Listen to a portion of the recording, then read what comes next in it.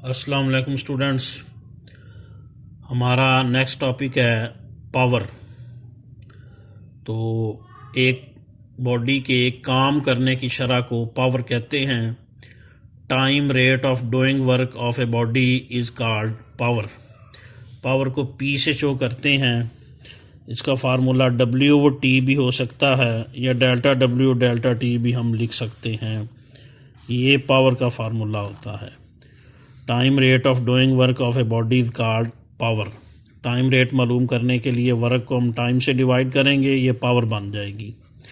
आगे इसका यूनिट है, पावर का यूनिट जो है वो वाट होता है, याद रखिएगा। तो अगर वर्क 1 जूल हो, टाइम 1 सेकंड हो, 1 और 1 इसका आंसर भी 1 होगा और इसका यूनिट वाट निकलेगा। अगर एक बॉडी 1 सेकंड में 1 जूल वर्क करे तो उसकी पावर 1 वाट होगी। यूँ कह सकते हैं the power of a body will be 1 watt if it does the work of 1 joule in 1 second. तो ये पावर का यूनिट होता है।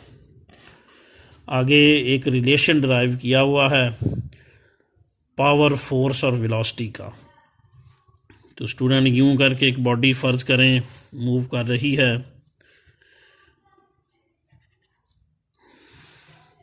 उस पर फोर्स F अप्लाई हुई और वो कांस्टेंट वेलोसिटी V से मूव कर रही है। एक फोर्स F बॉडी पे अप्लाई हुई है तो उस पे जो वर्क होगा वो फ़र्ज़ करें W है या डेल्टा W भी कह सकते हैं। और उसने एक पॉइंट से दूसरे पॉइंट तक जाने के लिए फ़र्ज़ करें डिस्टेंस कितना कवर किया है, डेल्टा D या D भी कह सकते हैं। तो पावर जो होगी इंस्टेंटेनियस पावर हम लिखेंगे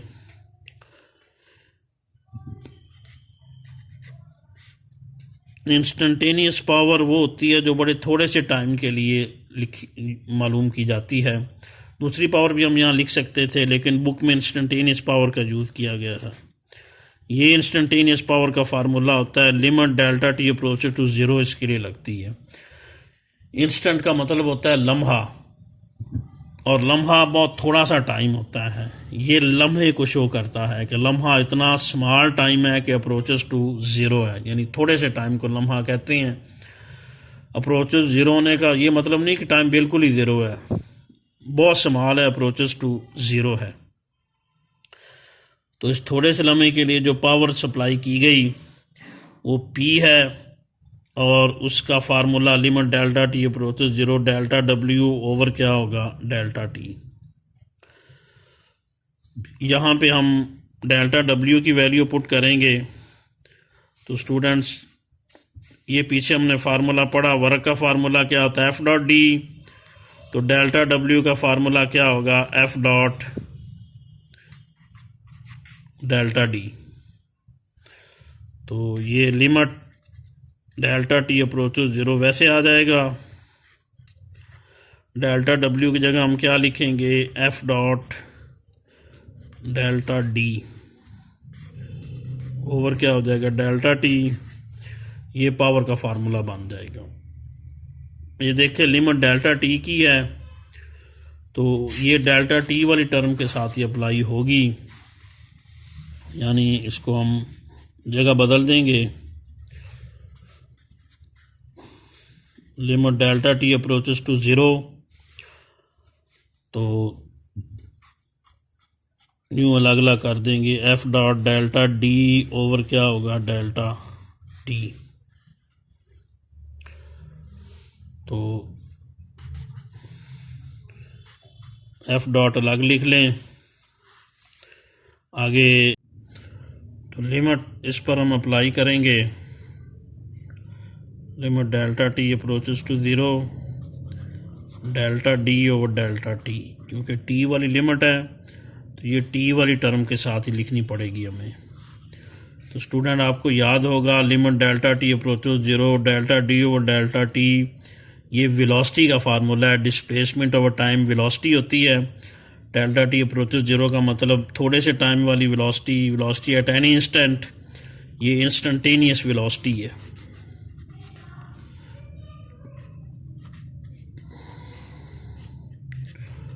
delta D over delta T time rate of change of displacement is called velocity. इसकी जगह वी लिखेंगे, ऊपर जब इसकी जगह वी लिखेंगे तो पावर का फार्मूला बन जाएगा एफ डॉट वी। तो power is the scalar product of force and velocity. Scalar product को डॉट प्रोडक्ट भी कहा जाता है, तो power is the dot product और scalar product of force and velocity. This is the relation between power, force and velocity. तो ये इस तरह पावर, फोर्स और वेलोसिटी के दरमियान जो है वो एक रिलेशन बनेगा। इससे आगे है एनर्जी। तो एक बॉडी के काम करने की शरह को पावर कहते हैं, लेकिन काम करने की सलाहियत को एनर्जी कहते हैं। Capacity of a body to do work is called energy. एक बॉडी के काम करने की सलाहियत को हम, या काम करने की कैपेसिटी को हम एनर्जी कहते हैं। जितनी एक बॉडी में काम करने की सलाहियत ज़्यादा होगी उतनी बॉडी की एनर्जी भी ज़्यादा होगी। अगर एक बॉडी में काम करने की सलाहियत कम हुई तो हम कहेंगे कि उसकी एनर्जी कम है। तो capacity of a body to do work is called energy. इसकी दो, वैसे तो एनर्जी की कई एक टाइप्स होती हैं, heat energy, sound energy, light energy, thermal energy, जो wind energy, mechanical energy, potential energy, gravitational potential energy, kinetic energy. लेकिन मैकेनिकल एनर्जी की दो टाइप्स हम पढ़ेंगे। एक होगी काइनेटिक एनर्जी और दूसरी है पोटेंशियल एनर्जी। काइनेटिक एनर्जी वो एनर्जी है जो मोशन की वजह से बॉडी में आ जाती है। Capacity of a body to do work due to its motion is called kinetic energy. Capacity of a body to do work due to its motion, motion की वजह से जो काम करने की सलाहियत आती है उसे हम जो काइनेटिक एनर्जी कहते हैं।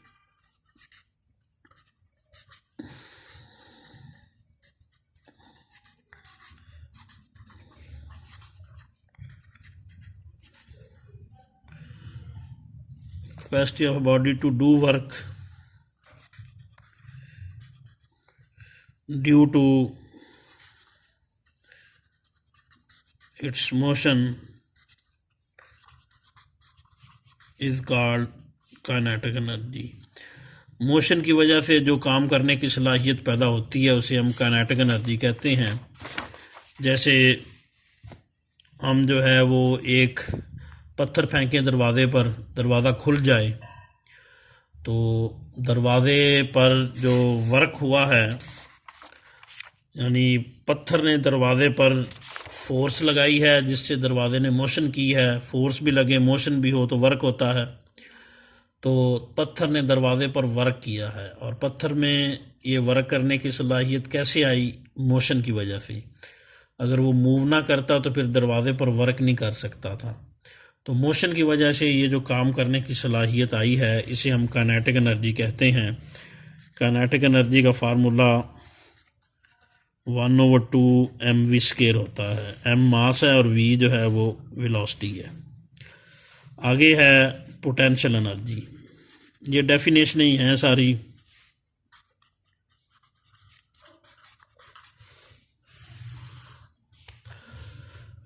तो पोटेंशियल एनर्जी दो तरह की यहाँ डिस्कस की गई है।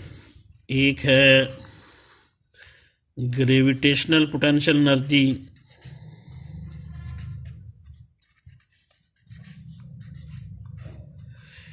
एक है इलास्टिक पोटेंशियल एनर्जी। तो आपकी बुक में डेफिनेशन लिखी हुई है जो पोटेंशियल एनर्जी की। Energy possessed by a body due to its constrained state or its position in force field is called potential energy. constrained state का मतलब होता है मखसूस हालत। वो एनर्जी जो constrained state की वजह से बॉडी में आती है या पोजीशन इन फोर्स फील्ड की वजह से आती है, उसे पोटेंशियल एनर्जी कहते हैं। लिखी हुई डेफिनेशन बुक में, एनर्जी पोजेस का मतलब होता है रखना। Energy possess by body due to its constant state और due to its position in force field is called potential energy. तो कॉन्स्टेंट स्टेट यानी एक मखसूस हालत और पोजीशन इन फोर्स फील्ड की वजह से जो एनर्जी आएगी उसे हम पोटेंशियल एनर्जी कहेंगे। तो फोर्स कॉन्स्टेंट स्टेट हम पहले देख लेते हैं। कॉन्स्टेंट स्टेट का मतलब होता है मखसूस हालत। ये जैसे स्प्रिंग को हम दबा दें, दबी हुई हालत, कंप्रेस्ड स्प्रिंग, एक कॉन्स्टेंट स्टेट है। या स्प्रिंग को खींच दें, खिंचा हुआ स्प्रिंग, स्ट्रेच्ड स्टेट, ये कॉन्स्टेंट स्टेट है। तो कॉन्स्टेंट स्टेट की वजह से जो एनर्जी आएगी उसे हम जो पोटेंशियल एनर्जी कहेंगे, और ये बेसिकली इलास्टिक पोटेंशियल एनर्जी होगी। कांस्टेंट स्टेट वाली एनर्जी बुनियादी तौर पे इलास्टिक पोटेंशियल एनर्जी है। जैसे रबड़ को, स्प्रिंग को में वैसे तो एनर्जी नहीं होती, लेकिन एक मखसूस हालत की वजह से उनमें एनर्जी आ जाती है। वो मखसूस हालत यानी स्प्रिंग में वैसे एनर्जी नहीं है, लेकिन कांस्टेंट स्टेट की वजह से एनर्जी आ जाएगी। कांस्टेंट स्टेट का मतलब अगर स्प्रिंग को खींच दें फिर उसमें एनर्जी आ जाएगी, या कंप्रेस कर दें तो फिर उसमें एनर्जी आ जाएगी। जैसे ये बॉल पेन का स्प्रिंग होता है, उसको हम कंप्रेस करते हैं तो उसमें एनर्जी स्टोर हो जाती है। इस तरह मोटरसाइकिल का नीचे स्टैंड होता है, उसको जब खींचते हैं तो उसमें एनर्जी स्टोर हो जाती है। तो स्प्रिंग में कंप्रेस करने की वजह से भी एनर्जी स्टोर होती है कुछ स्प्रिंग में, कुछ को स्ट्रेच्ड करने की वजह से एनर्जी स्टोर होती है। ये दोनों एनर्जीज जो हैं वो इलास्टिक पोटेंशियल एनर्जीज होती हैं। तो energy stored in a spring due to its compressed or stretched state is called elastic potential energy. Energy stored in spring due to its compressed or stretched state is called elastic potential energy. ये compressed और stretched state जो हैं ये constant state ही हैं असल में। और दूसरी है जो पोजीशन इन फोर्स फील्ड की वजह से जो एनर्जी आती है वो भी जो पोटेंशियल एनर्जी है। फोर्स फील्ड कई तरह हो सकते हैं, जैसे जो इलेक्ट्रिक फील्ड भी फोर्स फील्ड है, मैग्नेटिक फील्ड भी फोर्स फील्ड है। यहाँ हम सिर्फ ग्रेविटेशनल फील्ड पढ़ रहे हैं। ग्रेविटेशनल फील्ड फोर्स फील्ड है। तो ग्रेविटेशनल फोर्स में बॉडी की पोजीशन की वजह से जो एनर्जी आती है उसे हम ग्रेविटेशनल पोटेंशियल एनर्जी कहते हैं। जैसे ग्रेविटेशनल फील्ड के अंदर बॉडी को एक ख़ास हाइट तक ले जाएं, उसमें जो एनर्जी स्टोर हो जाएगी वो ग्रेविटेशनल पोटेंशियल एनर्जी कहलाएगी। और ग्रेविटेशनल पोटेंशियल एनर्जी का फार्मूला क्या होगा? mgh। ये आपने पढ़ा होगा। ये इलास्टिक पोटेंशियल एनर्जी का फार्मूला नहीं है, याद रखिएगा, ये ग्रेविटेशनल पोटेंशियल एनर्जी का फार्मूला है। तो फोर्स फील्ड का मतलब ग्रेविटेशनल फील्ड। ग्रेविटेशनल फील्ड के अंदर बॉडी की एक ख़ास हाइट h की वजह से या ख़ास पोजीशन की वजह से जो एनर्जी आएगी वो ग्रेविटेशनल पोटेंशियल एनर्जी होगी, उसका फार्मूला mgh होगा।